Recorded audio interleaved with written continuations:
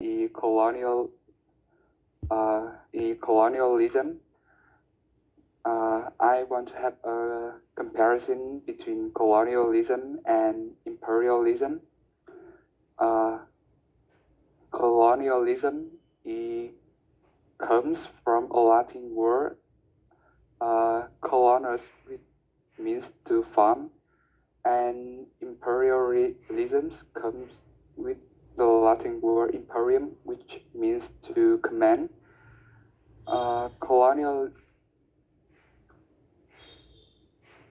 Colonialism in the modern sense dates back to the 5th century when uh, European began to colonize a large swath of Asia and Africa. Meanwhile, imperialism is far older than colonialism, dating back to ancient empires in history, but is more commonly associated with the Roman Empire. And colonialism is when countries physically exert its domination either through a combination of war and diplomacy over another country with a view to exploiting its resources. In colonialism, there will be a movement of people to the new territory and becoming permanent settlers in the process. While imperialism is when one country involved in creating an empire and expanding in the borders in order to project its power. Imperialism is just about exerting control over the conquered regions, either through direct governance or through indirect control mechanisms. To summarize, colonialism is a physical art, the setting of colonies on territory in another country, while imperialism country policy to take over lands using diplomacy or force. And the second key word we have intertextuality. So intertextuality is the shaping of a text meaning by another text, either through deliberate compositional strategies such as quotation, allusion, calque,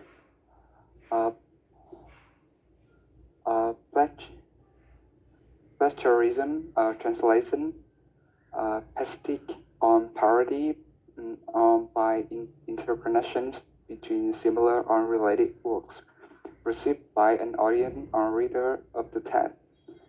These references are sometimes made deliberately and dependent on a reader's prior knowledge and understanding of the referent, but the effect of intertextuality is not always intentional and is sometimes inadvertent.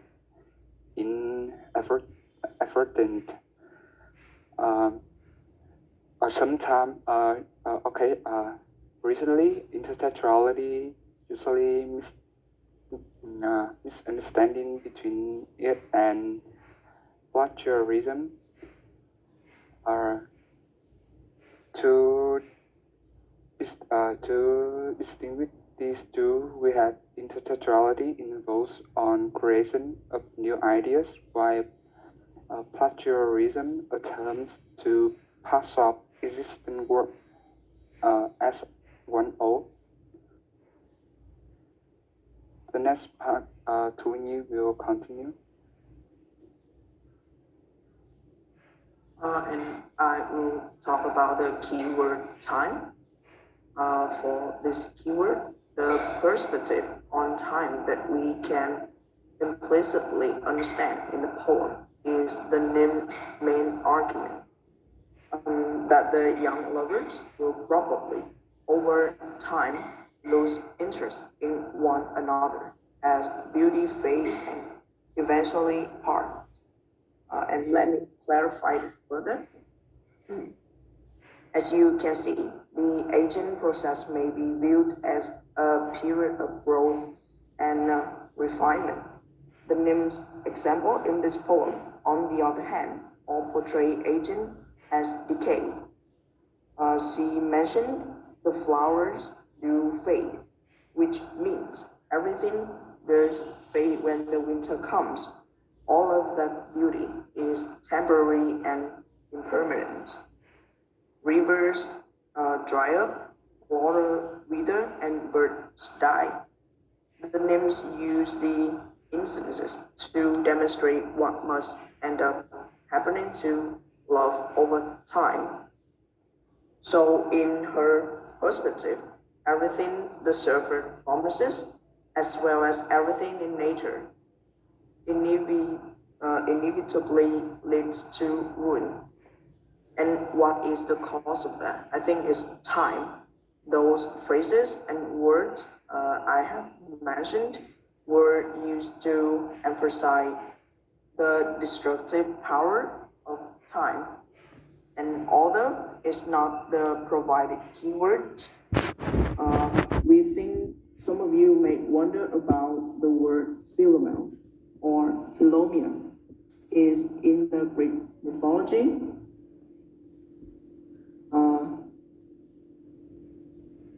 She is a goddess who was turned into a nightingale. It can use as a direct and a figurative metaphor in Western literary and artistic works. To understand this easier, you can translate Philomel in the second stanza into nightingale, not in figure in mythology. And I also want to take a detail from the poem to share my understanding of time in the lesson as well as in life. I envision a double meaning for the word spring and fall in the last line of the second stanza. It expresses spring, the sorrows fall. Besides the meaning of season, spring can be understood as the beginning of everything, like our life, our love, or every relationship, etc. While fall is an allusion to the termination. We can easily compare these two with human's life. Like everyone has a beginning and will have an end. People often say that time is something everyone can have, but actually, I think time waits for no man. And there is a phrase to clarify this point of view, and it is also our last keyword, tempus fugit. I hope I spell it right. Is a shortened version of a line from the Roman poet, and it simply means time flies, escapes. It's like a motto or an admonition for some people, and it can also use as a proverbial phrase to suggest that don't wait.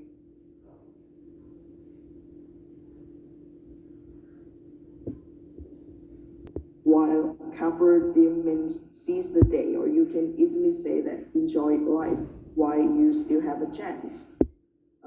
This points out the contrary between the two phrases, as well as the viewpoints of the two poets, Marlowe and Raleigh. The difference is that Marlowe's surfer points out that love is as wonderful as the nature that he describes, while Raleigh's name points out how love eventually will be as decayed as the natural object. And time, is like the air, is invisible. We cannot feel or realize its existence until it's gone. And to conclude our presentation, we want to give you a quote by Harvey Mackay.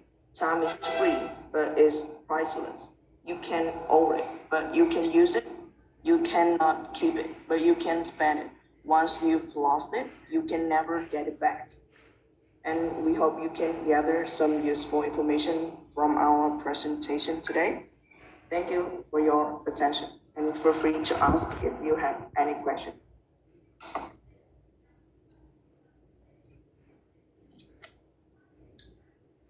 Thank you, Nhi and Đạt. Thank you very much for your presentation. Now, the rest of you, do you have any questions, comment, feedback for today's group? Anything that you want to say to them? Bạn có online sau khi bạn nghe phân tranh vai đó xong, các bạn có nhận xét gì không? Câu hỏi gì không? Có thắc mắc gì không? Có gì mình có muốn góp ý thêm cho nhỏ trình bày hôm nay không?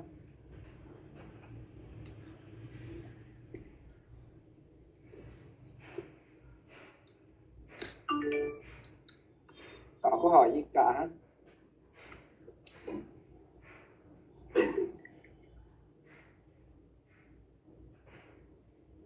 Câu hỏi hay nhận xét gì không? Comments or feedback? Questions? I have a few questions. Now, that in your presentation you talked about colonialism and intersexuality. I really like those parts, but I was wondering, how do these two keywords relate to the content of the poem or any aspects of the poem? That So Walter Raleigh, as you know, is a priest, and he will work for the Elizabeth Queen, right? And yes, he did. And England is famous for colonialism. Yes. And I want to make clear. I want to make clear between colonialism and imperialism for people to know. Yes, I think you should have made that connection clearer. The connection between that keyword and the poem or its author, right? Đạt có chia sẻ là cái từ khóa này là liên quan nhiều đến tác giả nó, thì trong bài trình bày lại ra mình nghĩ là bạn có thể làm rõ cái kết nối này hơn, ý mình có thể trình bày là vì sao nó liên quan đến cái tác giả của bài thơ này. How about the other keyword? So another keyword is intersexuality. Yes. As you know, this poem is the reply to the Shakespeare poem, and it's not a plagiarism. No. And can I explain this in Vietnamese? Sure, go ahead. Dạ thì cái tác phẩm tên niệm Reply to the Shakespeare là một cái liên văn bản với cái tác phẩm của Shakespeare, thì nó giống như là Trường Kiều với thêm là Trường Kiều của Việt Nam với thêm là Trường Kiều của Trung Quốc tên là gì các bạn? Dạ Kim Vân Kiều truyền. Kim Vân Kiều truyền của ai nhớ không? Dạ của Thanh Tâm Tài Nhân. Rồi đúng rồi. Dạ thì những cái tác phẩm như này nó không bị gọi là đạo văn mà nó được gọi là liên văn bản. Thì hai cái khác nhau là nó việc tiếp nhận lấy ý tưởng và việc nên những cái ý tưởng mới, chứ không phải là sao chép lại ý tưởng của người khác. Yes, but then again, I think you should have made that clear in your presentation as well. Mình nghĩ là bạn nên nói rõ nó ra trong cái phần trình bày của mình, tức là mình liên hệ được chứ, mình liên hệ cái từ khóa cũng như là những cái vấn đề mình đang đưa ra với cái tác phẩm của mình chứ. Dù mình có nói gì đi nữa, mình cũng có thể hiện ra là cái mình đang nói đây nó liên hệ như thế nào, nó bổ sung như thế nào, nó làm rõ như thế nào cho cái bài thơ hoặc là tác phẩm chúng ta đang nghiên cứu. One thing that I would like to add about intersexuality is that you thought that intersexuality is about one text being shaped by another or being influenced by another, right? But intersexuality can also happen when one text refers to another text.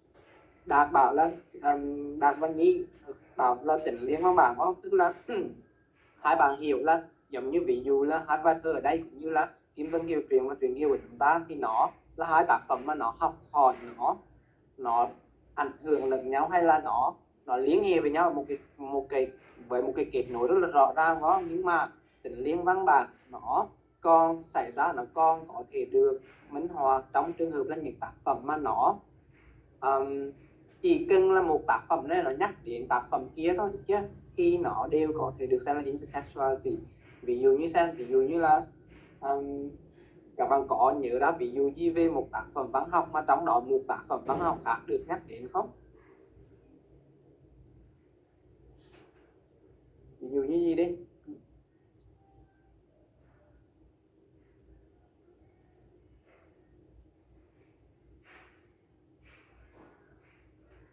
Có ai nhớ ra ví dụ gì không? Ngay lúc này thì mình không nhớ ra ví dụ gì cả. Đó là statistics với thêm là Harry Potter. Nhưng mà đó hai cái đó thì nó là cùng một, nó là kiểu như là nó là một sự tiếp nối đó, là sequel đó. Còn ở đây mình đang tìm một ví dụ như là trong tác phẩm đó nó chỉ cần nhắc đến thôi, nó chỉ cần có nhắc đến cái tên hoặc là nó đã đồng đến một cái tác phẩm đó thôi. Thì nó cũng là một ví dụ của intertextuality. Nếu mình nhớ thì mình sẽ quay trở lại vấn đề đó cho các bạn, thì mình sẽ đưa ra một ví dụ để mình hỏi sau. Rồi, now I have a question for you, Nhi. Now, you talked about spring and fall and how these two words have double meanings, right? Now, spring and fall, do they have any other meanings that you haven't touched upon? Nhi? Thì thường là mùa xuân và mùa thu là mình sẽ nghĩ đến những cái mùa trong năm này, nhưng mà mình có thể hiểu theo nghĩa ẩn dụ là mùa xuân là giống như là bắt đầu của mọi thứ, bắt đầu của sự sống, của tình yêu. Còn mùa thu là chuẩn bị chuyển giao sang mùa đông, là chuẩn bị kết thúc. Thì nó đại diện cho sự bắt đầu và sự kết thúc, thì chứng tỏ là mọi thứ đều sẽ có một kỳ hạn. Nhưng mà các bạn có để ý là bản thân từ spring và fall này nó còn có nghĩa khác không? Spring nghĩa là gì đấy? Spring có mấy nghĩa đấy các bạn? Spring nó có rất là nhiều nghĩa. Mùa xuân này, một nghĩa khác là suối nước nóng này chứ. Ví dụ mình ở phía bên có là suối nước nóng Thanh Tân, nó Thanh Tân Spring phải không? Còn có một nghĩa khác nữa là cái lò xo, chứ cái lò xo cũng là spring. Một nghĩa khác nữa nó là bật lên, nhưng bật lên kiểu là cây cối đắm trôi này đắm trôi này gì hả? Cái này là Đắm trôi này lóc thế thì nó cũng là spring, chứ không là nó bật lên, nó chui ra từ chỗ nào đó, chúng ta cũng dùng động từ spring ấy. Fall tất nhiên nó có nghĩa là rơi xuống rồi, được chưa? Thì khi mà Nhi bảo là mùa xuân và mùa thu và cái khởi đầu và kết thúc đó, chúng ta thấy là nó cũng liên hệ đến với cái nét nghĩa đó, không? Tức là một bên là mùa xuân chúng ta có là sự khởi đầu, thì nó là liên hệ với cái nghĩa là gì, cái lò xo cũng như là cái sự bật lên, cái sự phát ra ngoài, được chưa? Còn fall thì tất nhiên là mùa thu là cái kết thúc như bạn Nhi nói, nhưng mà chúng ta thấy là nó có cũng liên hệ với cái nét nghĩa đó là gì, rơi xuống, được chưa? Xẹp xuống, được chưa? So that's it. I don't have any more questions, but I have a few comments. Well, one comment actually, it was a really nice presentation. I liked some of the points that you made, but then I would have preferred if you had given us a kind of a short introductions into the text and the author, and also what the poem is about. Ni and you see what I mean?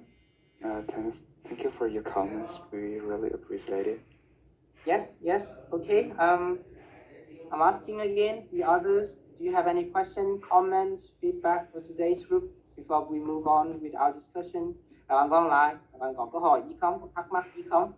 Có bạn nào không thích hay là còn có bất đồng gì các bạn với hai bạn trên bài hôm nay không? Thì đây là cơ hội để làm khó cho hai bạn này bằng cách đưa ra những câu hỏi. Gì không? Có gọi gì không để giúp các bạn có thể làm tốt hơn trong lần sau như trong các môn khác. Okay, now we're going to have a listen to this poem.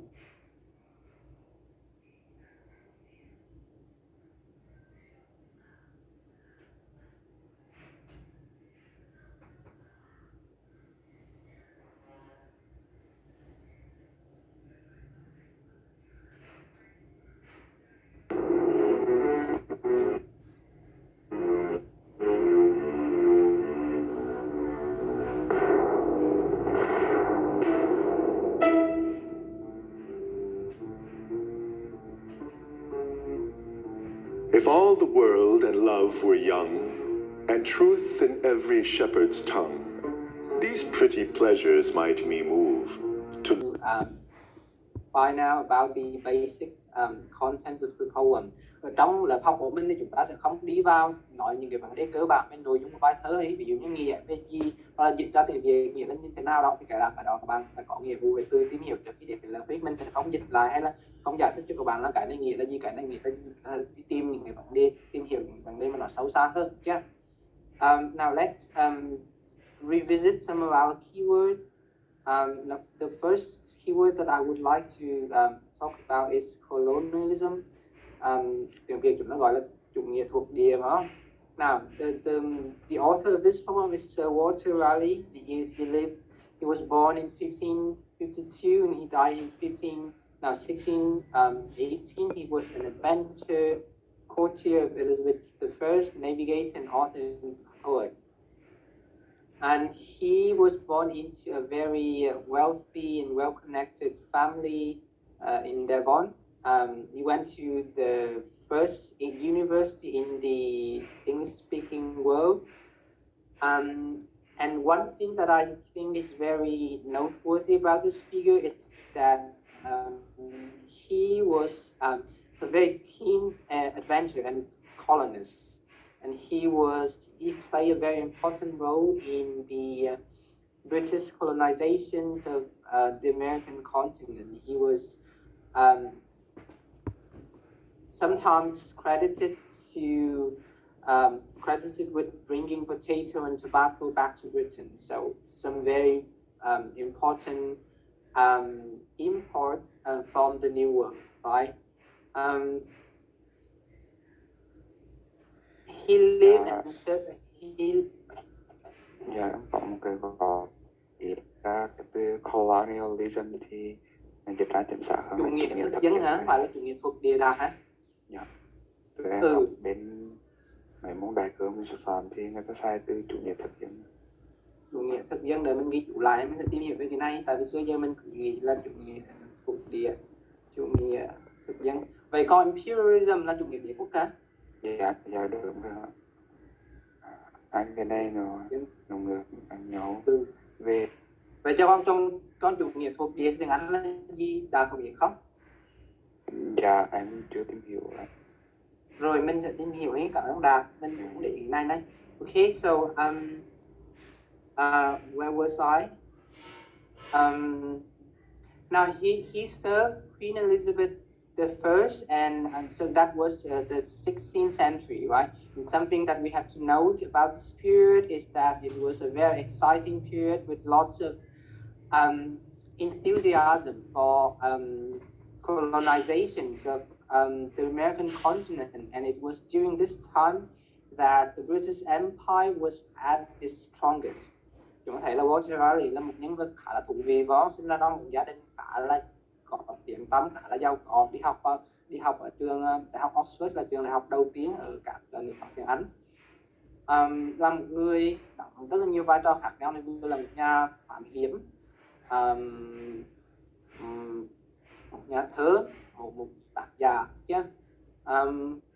Và ông này chúng thấy là sinh sống và phục vụ cho nữ hoàng Elizabeth đệ nhất làm vào thế kỷ thứ 16. Thì đây là một thời kỳ mà chúng thấy những cái hoạt động khám phá và chinh phục châu Mỹ ở trong bối cảnh của lịch sử và văn hóa Anh, thì người ta hay dùng cụm từ là từ New World, thế giới mới, được chứ.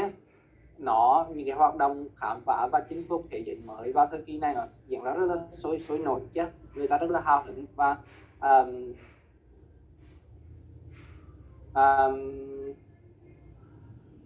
đế chế Anh vào thời kỳ này nó cũng rất là hùng mạnh chứ, về nhiều khía cạnh khác nhau.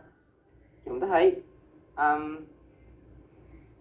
Raleigh was born in 1552, right? And then if we compare that to Marlowe, then Marlowe was 12 years younger than Raleigh, right? And that kind of reflected in the poem, because the attitude and the outlook that we see portrayed in today's poem is wiser, is more mature and more down to earth than what we saw last week, right? Khi mà chúng ta so sánh Walter Riley, thì Walter Riley sinh vào năm 1552, phải không? Tức là sớm hơn Marlowe 12 năm, Marlowe trẻ hơn Riley 12 tuổi. Và chúng ta thấy là mặc dù nó không có liên quan lắm, nhưng mà khi chúng ta so sánh cái thái độ, cái góc nhìn nó để thể hiện qua hai bài thơ này, bài thơ tuần trước và bài thơ tuần này, chúng ta thấy là cái góc nhìn, cái quan điểm sống của nó thể hiện trong bài thơ tuần này thì nó có thể là gì? Nó khôn ngoan hơn, nó trưởng thành hơn, nó thực tế hơn, đúng không? Và phần nào chúng thấy là cái đó nó liên hệ với cái khoảng cách tuổi tác giữa hai cái nhân vật này, cũng như là việc về tiểu sử của hai nhà thơ này chúng thấy là gì? Marlowe là một người khá là gì? Bóng đua và có một đời rất là thú vị, nhưng mà ông này có vẻ là một người khá là chơi bời, được chứ? Và cảnh chết của ông này nó cũng thể hiện cái điều đó, một cái chết rất là mơ ảo, nó liên quan đến những cái tin đồn về ông này nó không có hay lắm, chứ? Trong khi đó Riley là một người khá là nghiêm túc, làm những công việc khá là nghiêm túc, phải không? Đi chinh phạt này kia, rồi là làm việc cho nước Hoàng, chứ? Rồi, so that's the first keyword. Now this is the poem. Then if we look at the structure and how the poem is organized, we see that it's kind of mirror that last week's poem, right? And that's what I mean by intertextuality. The shaping, the influence of one's literary text meaning by another. Còn đây mình một chút đi.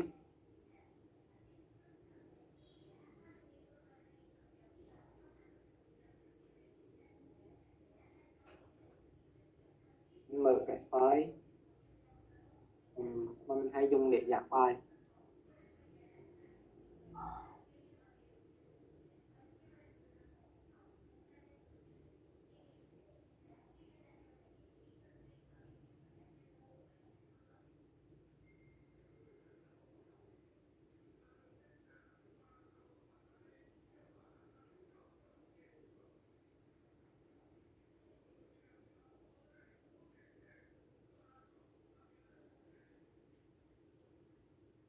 Intertextuality. Inter mean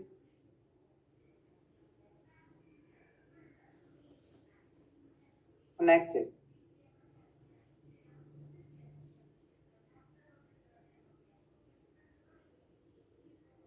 Chúng ta gọi từ intertextuality, tính liên văn bản, thì cái này có hai yếu tố trong đó. Còn inter thì như là chúng ta hay gặp là internet hoặc là inter gì đó, international, được chưa? Mang nghĩa là kết nối, liên hệ với nhau.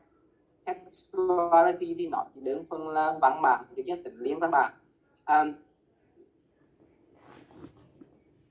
Within the field of literary study, this means the shaping.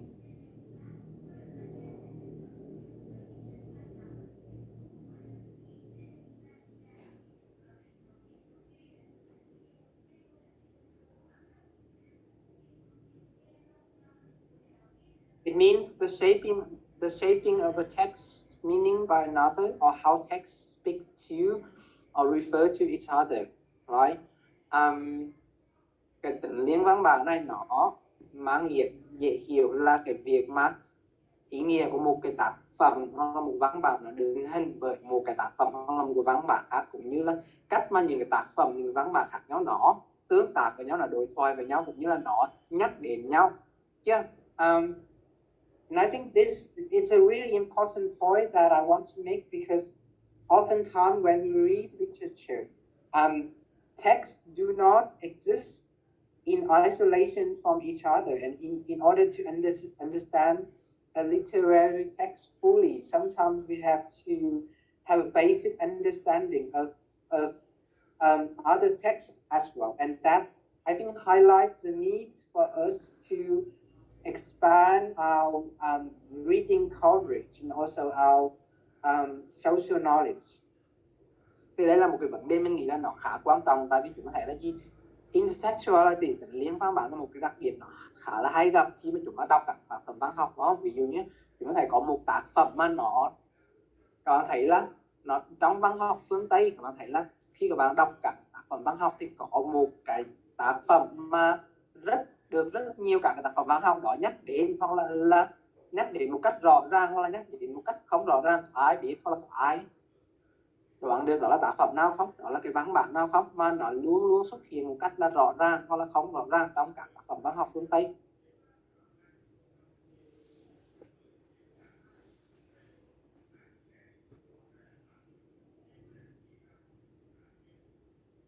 Kinh thánh của nó cũng thấy là trong văn học phương Tây, đặc biệt là văn học thời xưa đến thời tiền hiện đại, cũng thấy là kinh thánh là một cái tác phẩm mà luôn luôn hiện diện một cách là hoặc là rõ ràng hoặc là không rõ ràng trong các tác phẩm văn học đó, và việc chúng ta hiểu được cái nội dung cơ bản của kinh thánh và những gì xảy ra trong đó nó rất là quan trọng trong việc là giúp chúng ta hiểu được cái ý nghĩa của những tác phẩm văn học đó.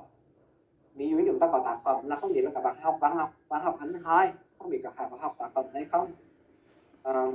Paradise Lost của của Milton, thì tác phẩm này là một cái cách diễn đạt lại của câu chuyện trong kinh thánh, chứ và chúng ta sẽ không hiểu được cái tác phẩm này nếu chúng ta không biết được có một cái cơ bản về kinh thánh. Và tương tự như vậy với cái việc đọc văn học chỉ chung và cái từ khóa này, cái vấn đề mà nó làm nổi bật lên cho chúng ta ở đây là cái sự cần thiết của việc chúng ta là phải đọc nhiều và phải mở rộng kiến thức của mình để có thể là hiểu được và cảm thụ được một cách toàn diện các tác phẩm văn học.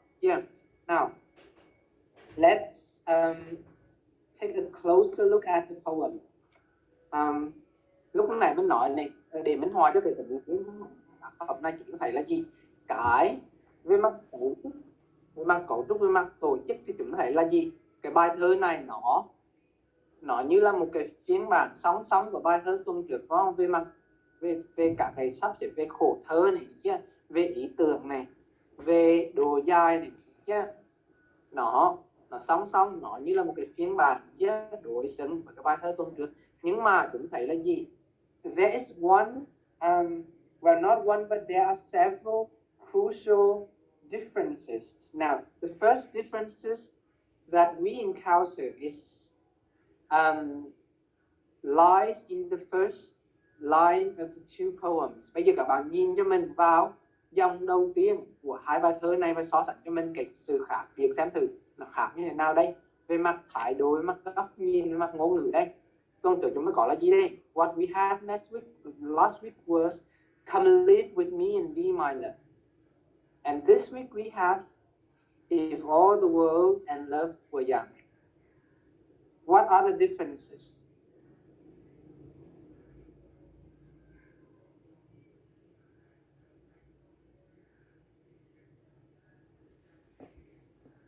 Khác nhau như thế nào các bạn? Chúng thấy là hai dòng thơ đó nó khác như thế nào đấy?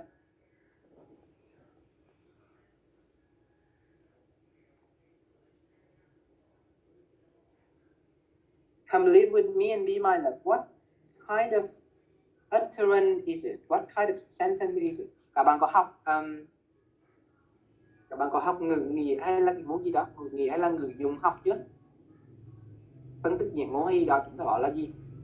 Cái khi mà cái trang server này nói là come live with me and be my love, thì cái vai trò của câu đó là gì? Cái chức năng của nó là gì đấy? Nó đang có mục đích là gì đấy?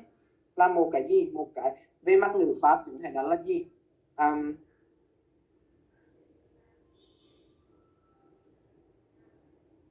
Một cái imperative, một cái câu một cái lời yêu cầu, đó, một cái lời yêu cầu nó mang tính là gì?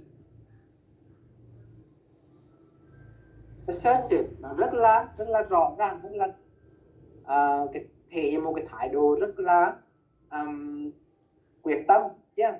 Nhưng mà khi chúng ta có bài thơ hôm nay chúng ta là gì? If all the world cái gì đây? If all the world and love were young. Thì đấy là nó kiểu câu gì bà các bạn? Grammatically speaking, this is yes, it is a conditional sentence. And what does this kind of structure shows in terms of the Nim's attitude and outlook and feeling? It shows that she is reluctant, right? She is uncertain, right? And this, I think, this difference continue throughout the whole poem. chúng thấy là gì? Xét từ khía cạnh cấu trúc, khía cạnh ngữ pháp thì cái sự khác biệt này nó thể hiện cái sự khác biệt về mặt thái độ, mặt góc nhìn nó. Chúng thấy chàng trai là gì? Rất là khẳng khái, rất là rõ ràng trong cái thái độ của mình trong khi đọc cô gái này, thông qua cái việc bắt đầu bài thơ của mình, bắt đầu cái lời phản hồi của mình bằng một cái cấu trúc điều kiện, mà điều kiện thì như các bạn thấy học rồi, nó mang tính là gì? Không có rõ ràng, không có chắc chắn đó. Cô gái này là một người khá là gì? Đang suy nghĩ chứ chưa có chắc, vẫn còn rất là ngần ngại chứ. Và cái sự khác biệt về góc nhìn đó chúng ta thấy là nó xuyên xuống trong hai bài thơ này. Now, if you still remember some of the things that we talked about last week. Now, we talked about how the shepherd strategically omits from his invitation certain aspects of the life that he is using to seduce the girl to come over and live with him, right? Tuần trước chúng ta nói là gì? Trong cái bức tranh, trong cái viễn cảnh mà chàng trai này sử dụng mô tả để mời mọc cô gái này đến sống với mình, chàng trai này đã cố tình là gì? Loại bỏ một số khía cạnh, cố tình là gì? Cố tình là lơ đi một số khía cạnh. Cũng ví dụ như chúng ta thấy là gì? Về cái thực tế lao động, như là cái khía cạnh tài chính của hai người này, cũng như là những khó khăn, những cái vấn đề hai người sẽ gặp phải trong một khung cảnh sống như vậy. This week we see that if we think of those omissions as gaps in the shepherd's visions of the life that he imagined for him and his lover, then this week we see those gaps being filled by the name's thinking, right? Nếu chúng ta tưởng tượng những cái sự lược bỏ đó, những cái mà chàng trai này đã cố tình lơ đi, đó là những cái lỗ hổng chứ, những cái mảnh ghép. Chúng thấy là gì? Tuần này chúng thấy là cô gái trong cái lời phản hồi của mình đã làm đầy những cái mảnh ghép đó bằng cách là đưa ra những cái lời mô tả rất là rõ ràng, rất là đi quan về những cái thực tế mà hai người này sẽ phải chống chọi khi mà hai người này sống với nhau. Tất nhiên là ngoài những cái thực tế rất là vui vẻ, rất là hạnh phúc mà chàng trai đã đưa ra tuần trước. Cụ thể là gì đây? Thời gian thì trôi đi, thành mùa đông này chứ, chim thì rồi hót nhiều, thì rồi cũng bay đi thôi.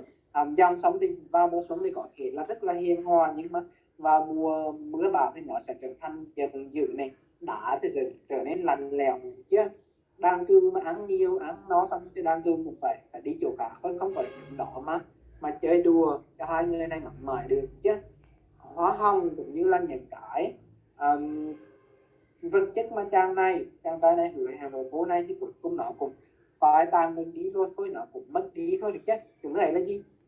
Nếu tuần trước chúng thấy là một nửa màu sáng của cái bức tranh mà chàng trai này vẽ ra, thì tuần này chúng thấy là nửa còn lại là một nửa màu tối, đúng không? And with that, I want to draw your attention to our third keyword, which is tempus fugit. Và Third keyword is time. Trắng đạt. Tôi khỏi được ba là time thôi. Time. Mình không có theo thứ, mình không có theo thứ tự ấy. Mình cứ nói theo những, và các bạn vậy khi các bạn trên bài các bạn không cần phải theo thứ tự mình đã đưa ra trong bài. Các bạn miễn sao mà chúng ta tạo được một cái sự logic cho bài trên bài của mình là được, không có cần theo thứ tự. Now, tempus fugit, nhóm hôm nay ở trên bài rồi. It is a Latin phrase which is kind of the opposite of carpe diem, right?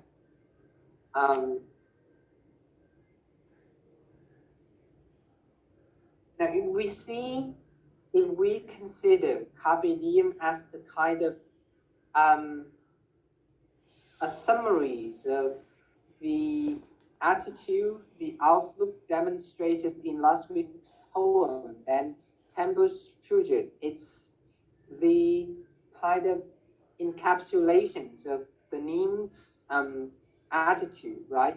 Tương tự như việc là carpe diem là một cái cụm từ nó tổng hợp lại, nó tự trung lại cái thái độ, cái góc nhìn của chàng trai trong tuần trước, đó là gì? Bắt lấy thời cơ, sống trong khoảnh khắc, sống trong hiện tại. Thì Time to Suggest cũng hay, nó cũng tương tự như vậy, nó tóm gọn lại cái cách nhìn nhận của cô gái, phải không? Now she's worried and wary about the future. She is very aware that time will fly, and because of the flow of time, everything will give in to decay and erosion, and nothing will last forever. And the fact that life is beautiful doesn't exclude the fact that it will be over someday. And I think it is this awareness about the transience of everything that motivates her refusal. Because if we look at the poem, then there is no instant, there's no, at no moment does she actually say that she doesn't love the shepherd.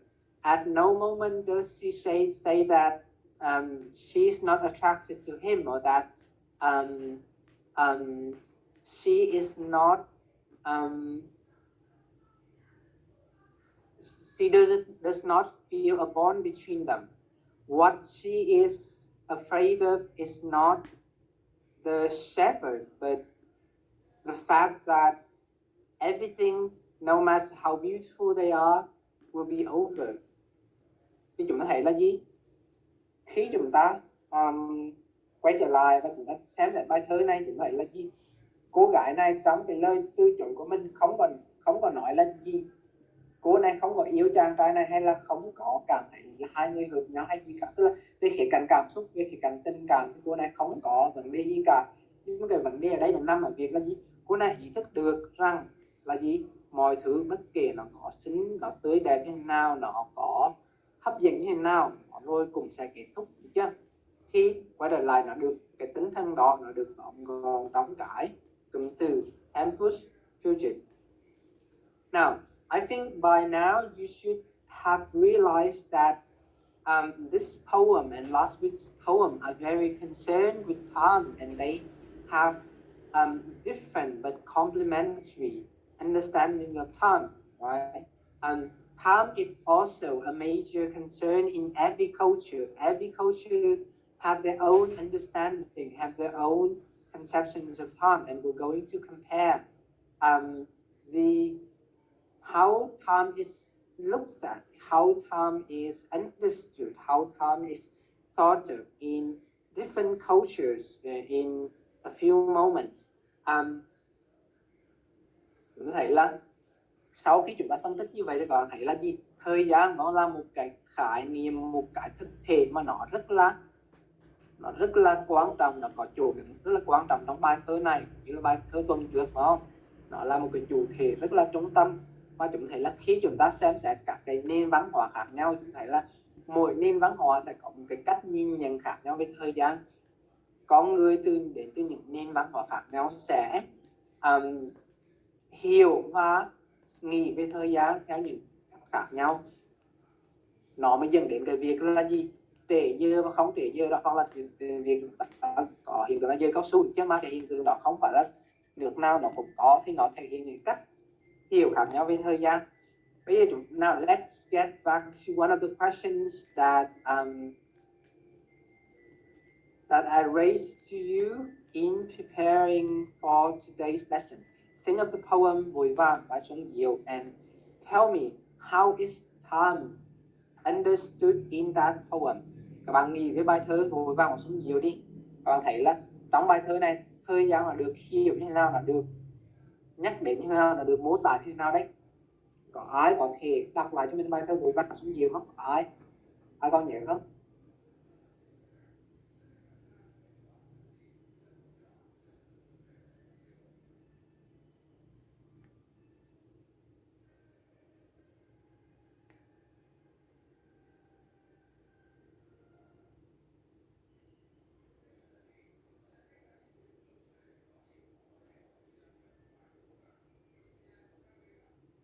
rồi mình có đây rồi hết. Thành có thể đọc cho mọi người được không? Không cần thuộc hết Thành ấy.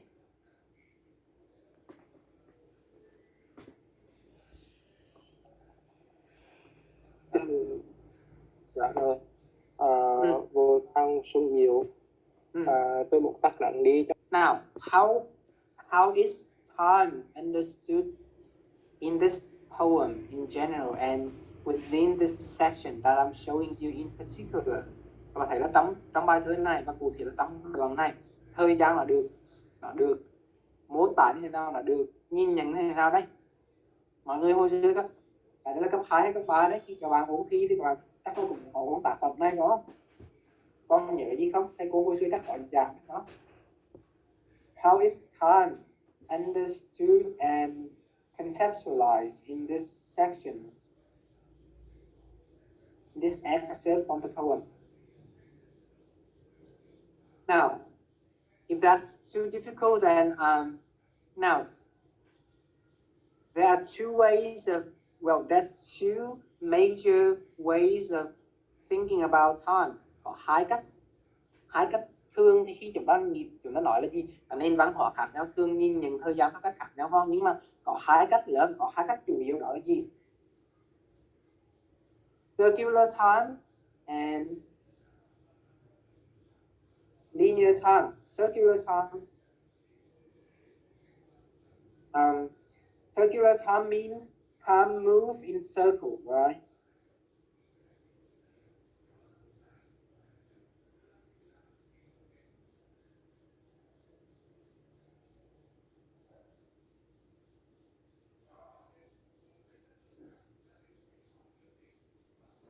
And if we think of time as moving in circle, then we are tempted to think of things as happening.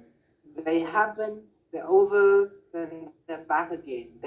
They're not like they're over, but then they might return at some point in the future, right? But then if we think of linear time, then it is the conceptions of time that sees time as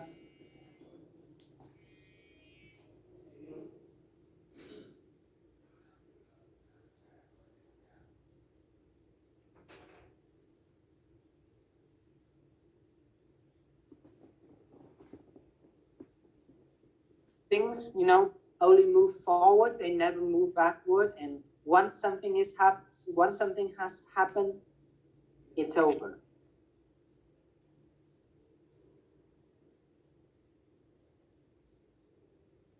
Này là gì? Thời gian gọi là thời gian tuần hoàn, thời gian chuyển tính. Khi chúng ta nói đến thời gian tuần hoàn thì người ta thường nghĩ là gì? Thời gian nó đi theo từng vòng, nó đi theo vòng tròn đó. Ví dụ chúng ta có là một thứ gì đó, một chuyện gì đó nó xảy ra và nó xong xuôi, nhưng mà có thể trong tương lai nó có thể là quay trở lại. Và cái này chúng ta thấy là nó liên quan đến cái khái niệm trong Phật giáo, đó là karma, về nghiệp đó. Thì đấy, nghiệp này nó cũng bắt nguồn từ cái việc chúng ta nhìn nhận thời gian theo kiểu nó đi theo vòng tròn, nó đi theo kiểu là tuần hoàn như vậy. Hay ngược lại chúng ta gọi là linear time, là thời gian chuyển tính, tức là gì? Thời gian là đi theo đường thẳng. Một khi cái gì đó mà xảy ra rồi thì nó không bao giờ xảy ra nữa. Xong là xong, không có liên quan gì, tức là quá khứ nó không có liên hệ gì đến hiện tại và tương lai nữa cả. Cái gì mà xảy ra rồi thì nó xong rồi, không có dây dưa gì nữa.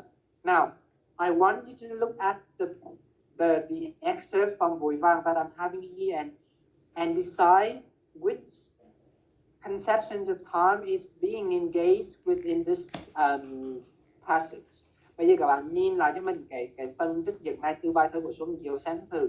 Trong cái đoạn trích dẫn này, cái quan niệm nào về thời gian là đáng được nhắc đến đây, nó đáng được mô tả đấy.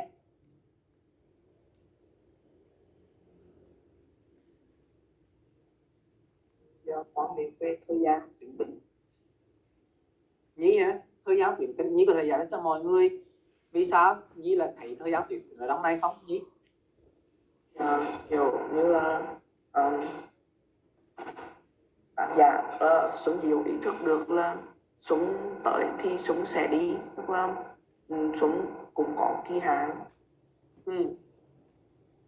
Nhưng mà em lại hẳn có sự kết hợp giữa thời gian tuần hoàn và thời gian tiến tĩnh, tức là mùa xuân thì 4 mùa quán thì sẽ có 4 mùa khác trở lại, nhưng mà đời người thì lại là khi mà mình sinh ra rồi mình chết đi là chỉ có một đường thẳng, mình không theo quan niệm Phật giáo thì vẫn có thể sinh ra một lần nữa ở những kiếp khác, nhưng mà nhận thức của mình thì hiện tại mình chỉ có một kiếp người thôi.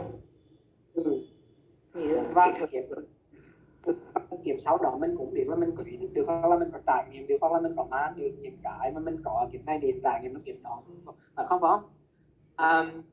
Rồi nhưng mà rồi cảm ơn Nhi. Và chúng thấy này, trong này nó kết hợp thực ra nó kết hợp cả hai cái quan niệm về thời gian đó, và nó có một cái sự tương phản như một bên là gì, thời gian của tự nhiên và thời gian của con người. Và như Nhi nói đó, thì thời gian của con người thì nó tuyến tính, chứ nó đi một lần là hết, nhưng mà thời gian của thiên nhiên thì nó là tuần hoàn. Tuy nhiên tại vì thời gian của con người chúng ta nó chỉ là một chiều như vậy thôi, nên cái việc thời gian của tự nhiên nó tuần hoàn nó cũng có nghĩa lý gì cả. Và các bạn thấy là ở cuối bài thơ Vội Vàng này thì tác giả nhận thức được cái bí kịch đó và tỏ ra một cái thái độ rất là bực dọc, nó rất là thất vọng, rất là chán chê. Tại vì sao? Vì đó, nó bắt nguồn từ cái sự mâu thuẫn, cái sự tương phản hai cái góc nhìn về thời gian đó. Rồi, that's enough of Vietnamese literature. Now let's return to our poem. Bây giờ chúng ta không còn nói về văn học Việt Nam đấy, chúng ta nói về bài thơ ngày hôm nay đi. What conceptions of time is the poem demonstrating? Linear time. Yes, linear, right? She is worried essentially because she thinks and she comes as moving in one direction. She sees things as, only moving forward, and once they happen, they're over, and there's no way of getting them back. Chúng thấy là trong bài thơ này, cô gái này thể hiện một cái góc nhìn về thời gian đó là tuyến tính, phải không? Tức là gì? Cái gì mà xảy ra rồi thì nó rồi thôi, không quay trở lại nữa. Nhưng mà chúng ta thấy là gì? There is some problem associated with that outlook, right? Because she talks about spring and winter, but what she does not acknowledge is that after winter we have spring again, right? And because of her pessimism, she cannot see the spring that is going to return once the hardship, the problems, the difficulties of winters have been endured, right? Đúng thấy là gì? Bởi vì cái sự bí quan của cô gái này nên là cô không có nhìn nhận được cái thực tế rằng gì chúng ta có mùa xuân và mùa đông, nhưng mà sau khi mùa đông qua chúng ta sẽ chịu đựng những cái khó khăn đó rồi thì mùa xuân nó sẽ quay trở lại và nó sẽ tuần hoàn như vậy chứ. Rồi bây giờ mình giảm nhiều rồi, bây giờ để kết thúc bài học chúng ta sẽ có xem một cái video ấy, đó là một cái video mà mình đã các bạn xem từ hôm trước chứ.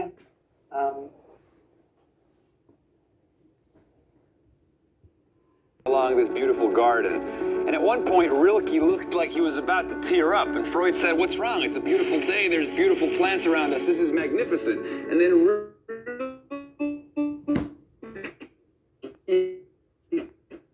says,